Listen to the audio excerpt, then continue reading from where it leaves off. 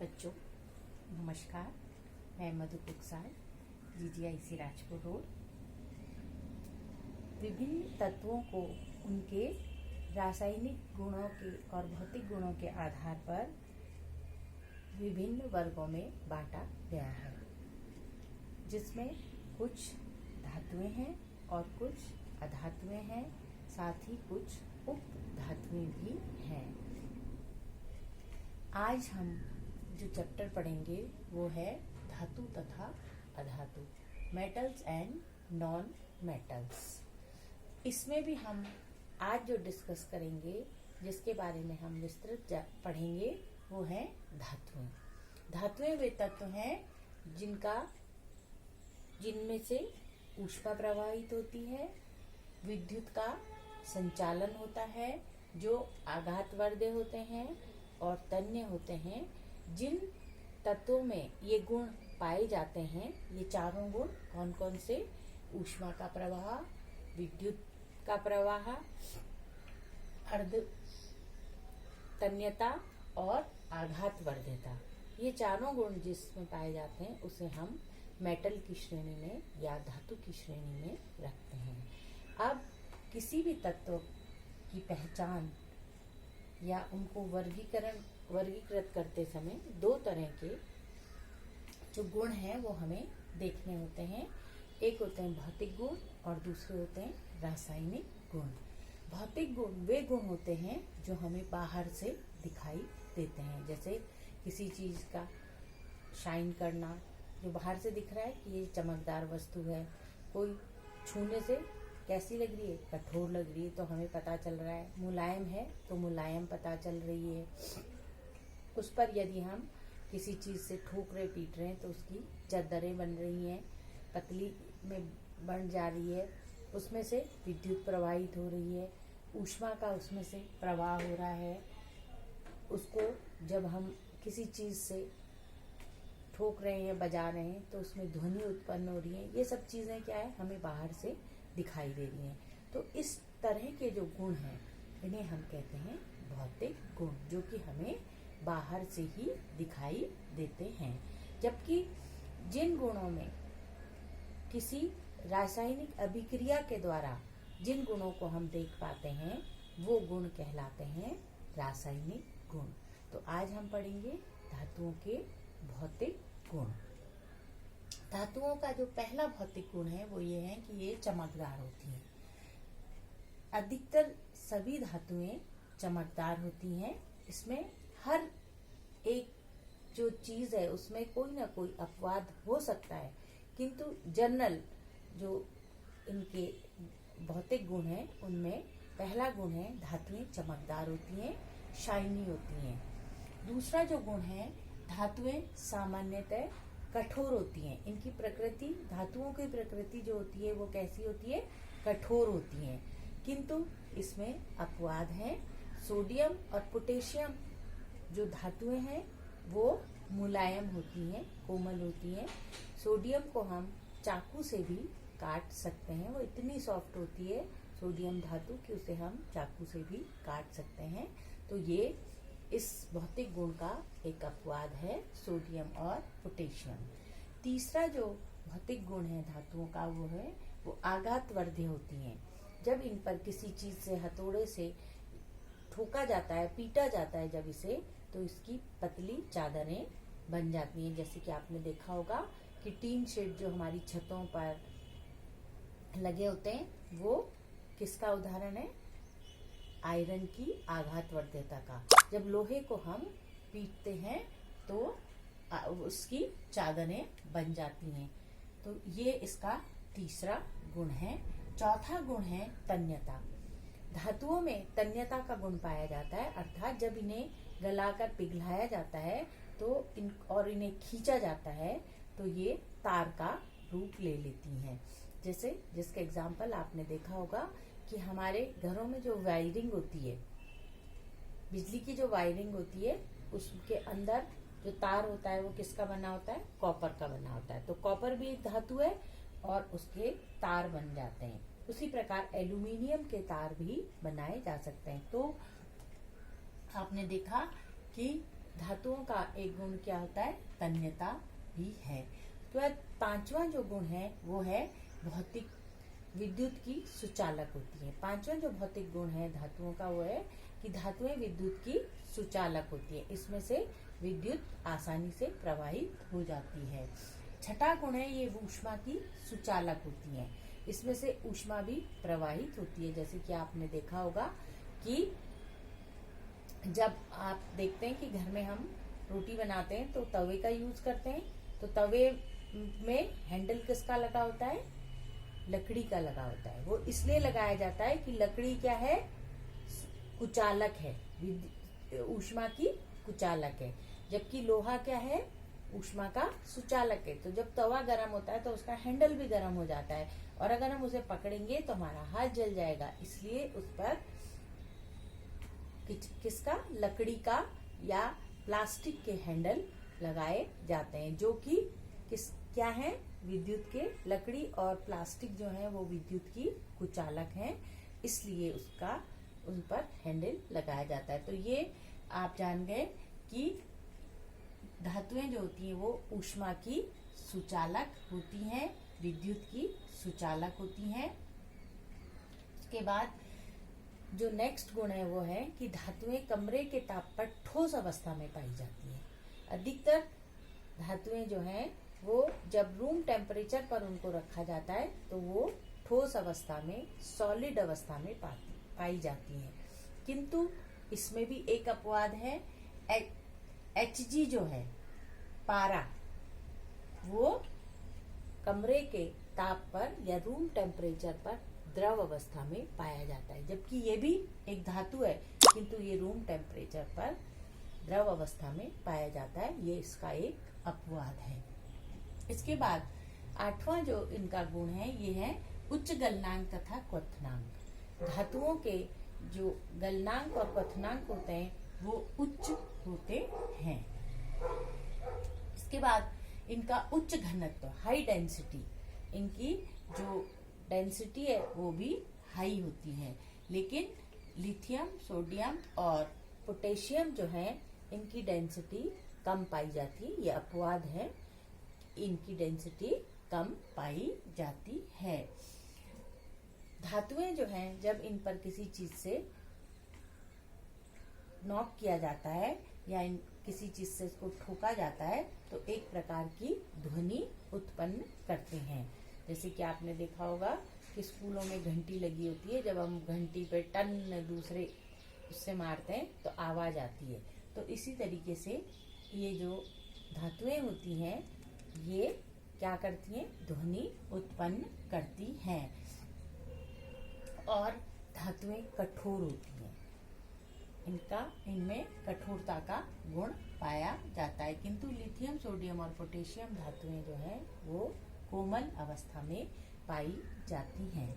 तो ये थे धातुओं के भौतिक गुण, और इन भौतिक गुणों के आधार पर हमने इनको धातुओं की श्रेणी में रखा। धातुएं मैंने यहाँ पर एग्जाम्पल दिया है, ये है potassium, sodium, calcium, magnesium, aluminium. ये जो धातुएं हैं इनको हमने अत्यधिक क्रियाशील धातुएं माना है, जबकि जिंक, आयरन, एसएन और पीबी इनको हमने मध्यम क्रियाशील धातुएं माना है। इसके साथ ही कॉपर, Hg, Ag और Au ये न्यून क्रियाशील धातुएं। तो इन धातुओं को जो है हमने यहाँ पर इनकी घटते हुए अभिक्रियाशीलता के या घटते हुए क्रियाशीलता के क्रम में हमने इनको रखा है। ठीक है, तो ये जो 5 धातुएं हैं ये कैसी हैं, ये अत्यधिक क्रियाशील हैं, ये 4 धातुएं मध्यम क्रियाशील हैं और ये 4 धातुएं न्यून क्रियाशील हैं। तो अब हम ये जान चुके हैं धातुओं के भौतिक गुण और उसके अपवाद।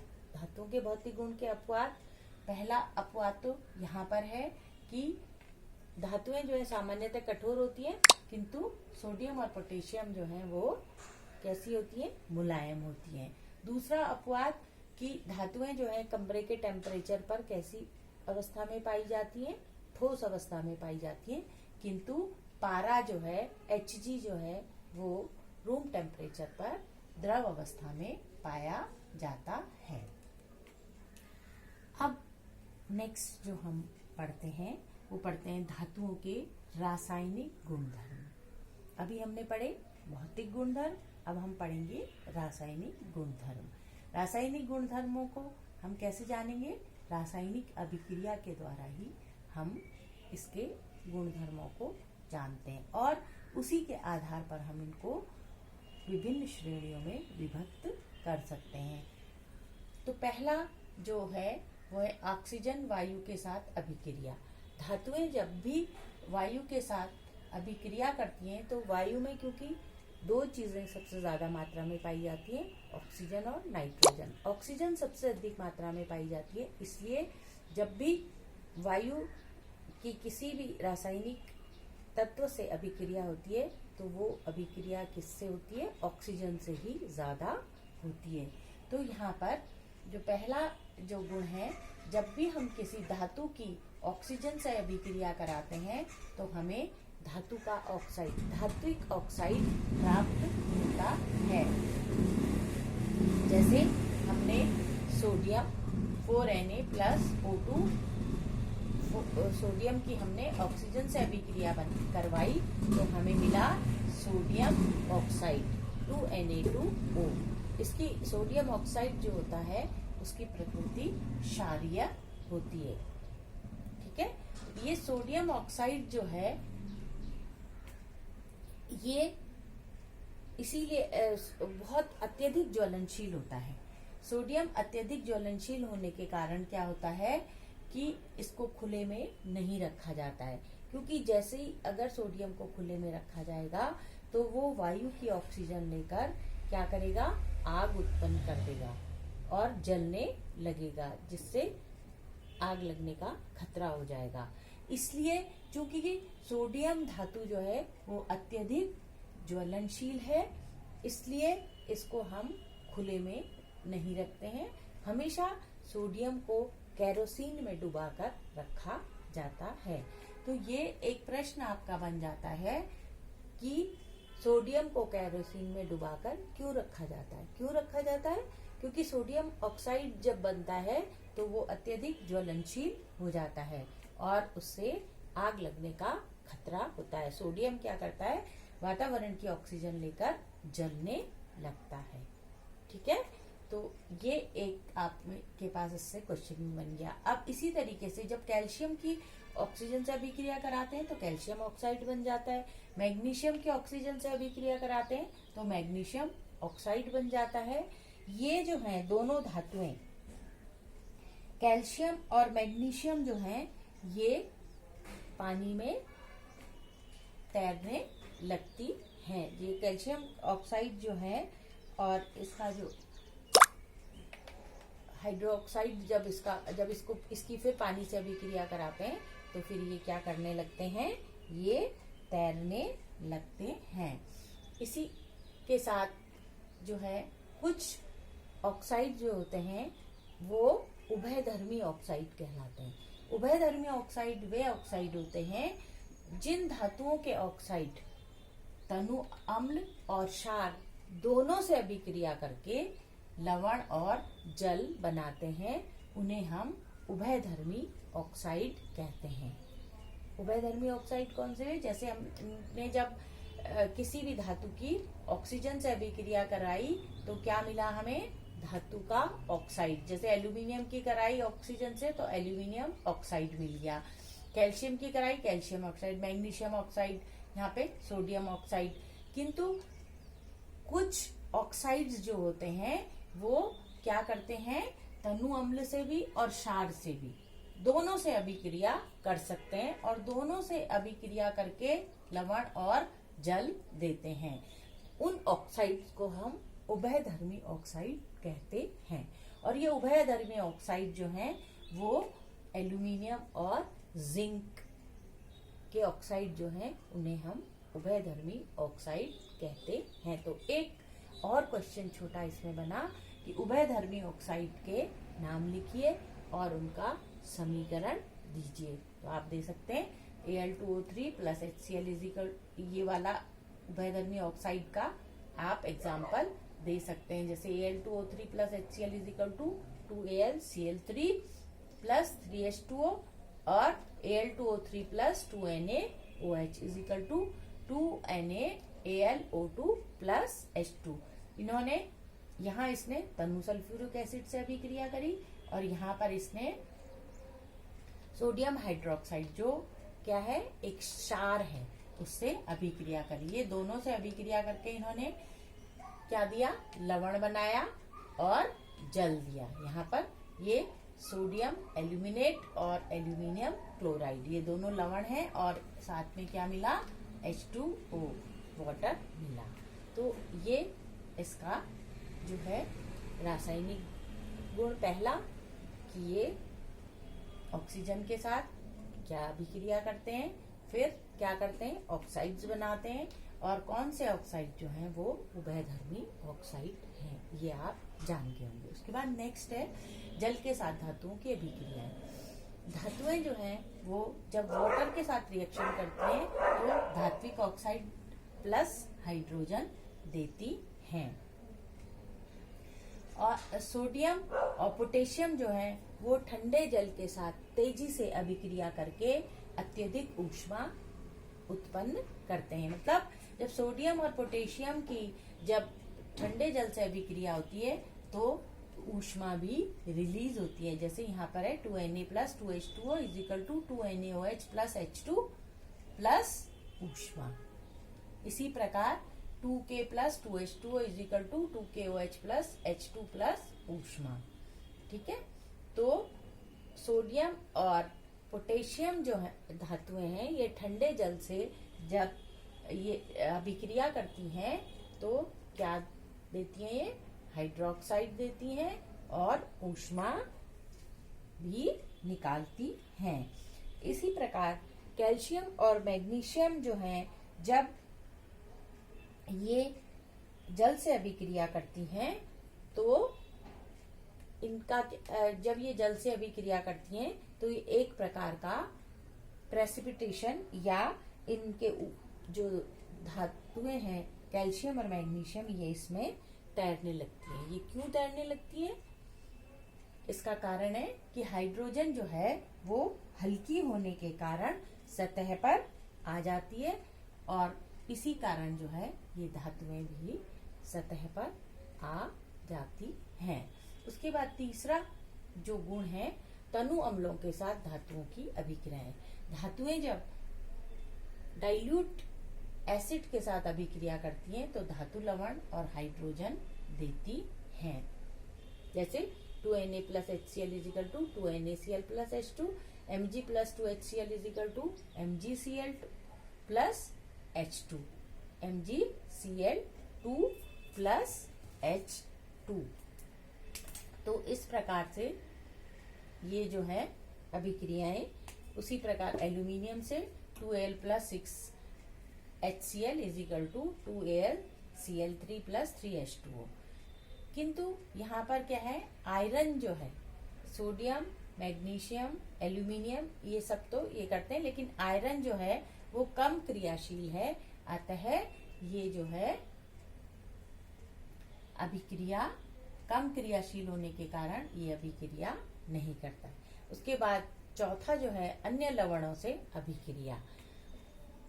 धातुएं जो हैं जब किसी अन्य लवण से अभिक्रिया करती हैं तो ये धातुओं को सेपरेट कर देती हैं। जैसे यहाँ पर देखिए iron plus CuSO4 is equal to FeSO4 plus iron plus copper, Fe plus यहाँ पे क्या है, आयरन ने कॉपर सल्फेट से अभिक्रिया की और यहाँ पर क्या बन गया, आयरन सल्फेट और कॉपर वहां पर अलग से रिलीज हो गया। क्या हो गया, कॉपर विस्थापित हो गया। इसी प्रकार जब हमने ये तो यहाँ पर तो कॉपर विस्थापित हो गया, किंतु जब हमने कॉपर की किससे, आयरन सल्फेट से अभिक्रिया करी, कॉपर प्लस FeSO4, तो ये अभिक्रिया नहीं हुई। ये अभिक्रिया क्यों नहीं हुई होगी? इसका क्या कारण होगा? इसका कारण ये है कि अधिक क्रियाशील धातुएं जो होती हैं वो अपने से कम क्रियाशील धातु को विस्थापित कर देती हैं।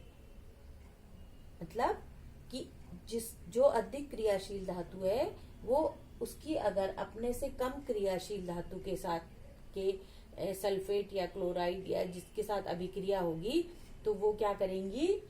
उसको विस्थापित कर देंगी। लेकिन इसके विपरीत यदि कम क्रियाशील धातु की अधिक क्रियाशील धातु के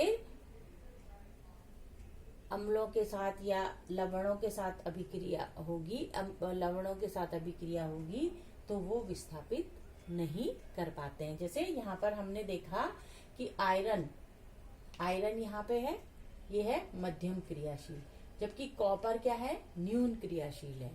तो आयरन जो है वो कॉपर से अधिक क्रियाशील है, इसलिए यहाँ पर जो अभिक्रिया हुई आयरन प्लस कॉपर सल्फेट की तो यहाँ पर कॉपर विस्थापित हो गया। लेकिन जब हम कॉपर की आयरन सल्फेट से अभिक्रिया करने लगे तो ये अभिक्रिया नहीं हुई। इसी प्रकार जिंक और आयरन सल्फेट की जब हमने अभिक्रिया कराई तो जिंक सल्फेट बना और आयरन रिलीज हो गया। देखिए यहाँ पर जिंक है और आयरन कहाँ पर है? ये है। तो इससे ये अधिक क्या है? अभिक्रियाशील है। तो इसने इसको रिलीज कर दिया, जिंक ने आयरन को रिलीज कर दिया, लेकिन आयरन जिंक को रिलीज नहीं कर सकता है। तो ये था इनका अन्य लवणों के साथ अभिक्रिया। उसके बाद लास्ट जो है वो है धातु की अधातुओं के साथ अभिक्रिया। धातुओं की अधातुओं के साथ अभिक्रिया, जैसे 2Na plus Cl2 is equal to 2NaCl बना। ये क्या है? Na क्या है? धातु है और Cl क्या है? अधातु है। तो धातुओं की अधातुओं से जब अभिक्रिया होती है तो ये अष्टक नियम का पालन करते हैं। आपने जाना होगा अष्टक ऑक्टेट का जो नियम है वो क्या है कि जो बाहरी कोश होता है उसमें 8 इलेक्ट्रॉनों को संयोजक वो क्या करते हैं? कंप्लीट करते हैं। उसके लिए उन्हें क्या करना पड़ता है? या तो एक को इलेक्ट्रॉन देना पड़ता है, दूसरे को उससे लेना पड़ता है। एक तो ये हो गया। दूसरा वो दोनों आपस में क्या करें? उनका क्या कर ले? सहसंयोजकता बना ले। दोनों आपस में उसको मिल करके कोऑर्डिनेट करके दोनों उसको यूज कर लें। तो इसमें 3 तरीके से, एक तो इलेक्ट्रॉन का आदान